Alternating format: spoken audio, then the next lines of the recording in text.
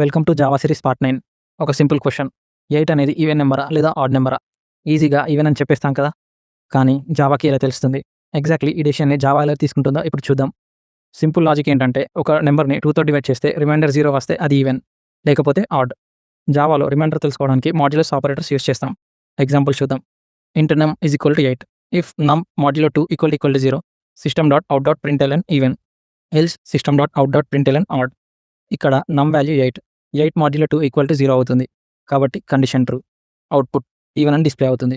కానీ num value 7 అంటే 7 modulo 2 equal to 1, కాబట్టి కండిషన్ ఫాల్స్. అవుట్పుట్ ఆడ్ అని డిస్ప్లే అవుతుంది. సింపుల్ కదా. మాడ్యులస్ ఆపరేటర్ రిమైండర్ని ఇస్తుంది, ఈ ఫెల్స్ డెసిషన్ తీసుకుంటుంది.